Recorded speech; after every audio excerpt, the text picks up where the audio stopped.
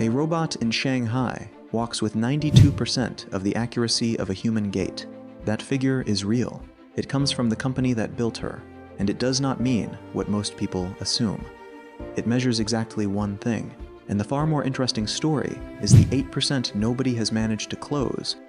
Because that 8% has been the target for a decade, and the chase runs through a university lab in Hefei, a factory in the northeast that builds human faces by hand, and a startup that decided the body was not worth building at all.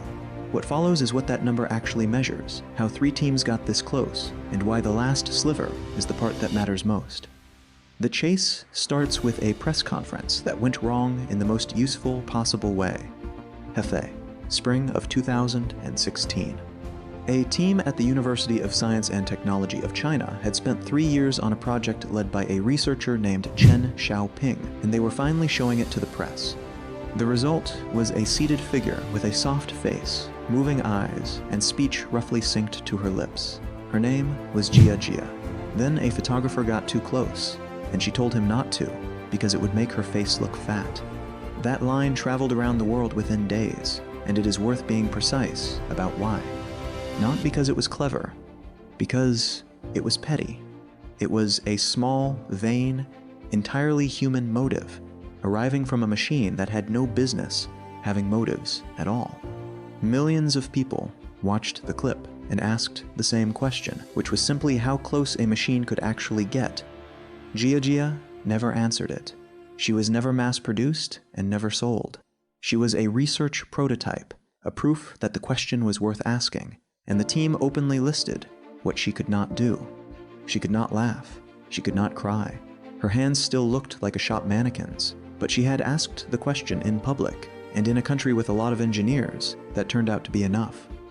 The first serious attempt at an answer came from a city most people outside China could not place on a map, Dalian, on the northeastern coast.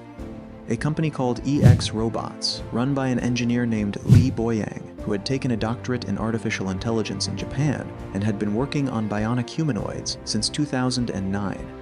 What his team built was not a robot so much as a production line for faces. Walk through that factory, and there are silicone masks laid flat on tables, disembodied heads on shelves, arms and feet in trays, and half-assembled figures standing in rows, waiting for skin. A worker smiles, sticks out her tongue, tilts her head, and a face on the bench copies her, driven by tiny motors set into the skull. Each one takes between 2 weeks and a month, built almost entirely by hand at somewhere between 1.5 and 2 million yuan. Call it $200,000 at the low end. And here is the detail that gets left out of most breathless coverage of that factory. For years, the main destination for those robots was a museum. EX Robots opened its own in Dalian in 2021, with more than 30 of them inside, and that is where most of the work went. The most convincing artificial faces on Earth were not working. They were on display. Which raises a question the whole industry had been quietly avoiding. If the face is the hard part, why is anyone building the rest? One company took that question completely literally. A head form was founded in 2024 by a researcher named Yuhong Hu, who had come out of a doctorate at Columbia. The company's stated goal is to build a head for artificial intelligence, and that is not a metaphor. Their flagship research product, the Origin M1, is a head. There is no body underneath it. There is no attempt at one. Inside that head sit around 25 brushless micromotors, engineered to be almost silent, driving the skin the way facial muscles drive a face. The pupils contain cameras, so when somebody in the room starts speaking, the head turns and the eyes find them, and it holds the look and it blinks while it does it. The reasoning is sound enough to be slightly uncomfortable. Almost everything a person reads from another person happens above the shoulders. The pause before an answer, the tightening around the eyes at bad news. Legs are an engineering problem. Faces are the actual product, and investors agreed, with Ant Group among the backers. And a head form did something worth noticing, given where this story is heading. Their other line, the Elf series, has pointed ears and stylized features that no human being has ever had. The company that got closest to a human face deliberately built some of its robots so that nobody could mistake them for one. That choice is about to become the whole argument, because the next company made the opposite one, Shanghai, early this year. A firm called Droid Up put a robot on a stage and called her Moya, describing her as the first fully biomimetic embodied intelligent robot ever built. Biomimetic simply means built to copy biology. She stands 165 centimeters and weighs 32 kilograms, which is light for her size, and the reason for that is under the skin.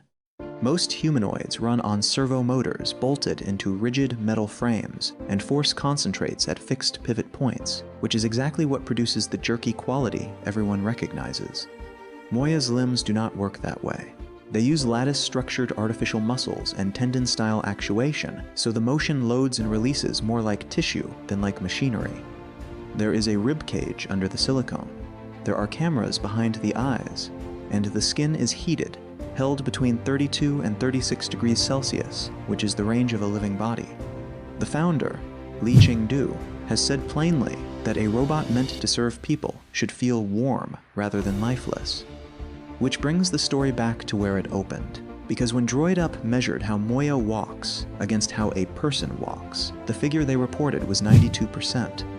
And that is the number in the headline, so it is worth being exact about what it covers. It is a walking posture measurement, published by the company that built the robot. It is not a score for how human she is, because no such score exists, and there is no standard body anywhere that issues one, which makes the 8% the most honest thing in this entire story. Observers at the Shanghai debut described what that gap actually looks like from the third row. The walk is smooth. It is also, unmistakably, a little off. The comparison people reached for was somebody walking in heels. Measured, careful, elegant, and not quite the way a body moves when it is not thinking about it. That gap is doing something important, and it explains why so many robotics teams outside China refuse to chase it. Consider what the rest of the world has built. Sophia, from Hanson Robotics in Hong Kong, became the most famous robot alive, addressed the United Nations, and was granted citizenship by Saudi Arabia in 2017, which made her the first machine in history to hold any. She is also visibly a machine with mechanics showing behind the face, and no brain confuses her for a person. Emeka, from Engineered Arts in Britain, has probably the most fluid facial movement of any robot made outside China. It is also deliberately gray and openly mechanical. It was designed to be fascinating, rather than to pass. Nadine, from Nanyang Technological University in Singapore, comes closest to the Chinese approach. Realistic face, real social awareness, and the ability to recognize somebody she has met before and pick up a previous conversation. The split is not about capability. It is a decision about disclosure. One school builds machines that are impressive and unmistakably artificial. The other builds machines that a brain stops flagging. Both are solving the same problem. They have simply made opposite choices about whether the person in the room should be able to tell. So here is where I will plant a flag, because the usual reaction to this technology is the least useful thing about it. Being unsettled by these robots is not squeamishness, and it is not a failure of imagination. It is a reasonable response to a real change. But the fear is usually pointed at the wrong thing. The risk in a warm silicone hand is not that the machine feels something, it is that a person might and might not know that the warmth was a specification signed off in a design meeting. And here is the part that deserves more attention than the faces do. Every one of these machines is being aimed at exactly the situations where somebody is least equipped to tell the difference. Care homes, hospital waiting rooms, long afternoons where an elderly patient sees almost nobody, and a calm, patient, endlessly available presence is genuinely better than the alternative, which is often nothing at all. That is not a criticism of anyone building them. Research keeps showing that people in those settings do form real attachments to robot companions. The feeling is not fake just because its source is engineered.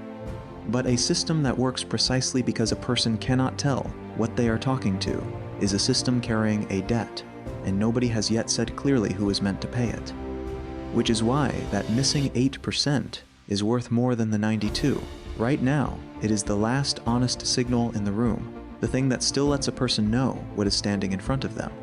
And it is being treated by every company in this story as a defect to be engineered away.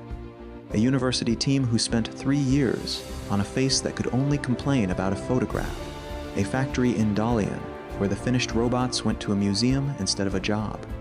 A startup that built a head and skipped the body. A robot in Shanghai with a heated ribcage, walking almost the way a person walks. The gap has taken 10 years to shrink to 8%. It will not take another 10 to close. If that was worth the time, hit the like button and subscribe for more of these. And there is something worth settling in the comments. A receptionist in a hotel lobby, indistinguishable at 3 paces, and no sign on the desk. Should the law require one, or is the seamlessness the entire point? Pick a side and say why. I read every one.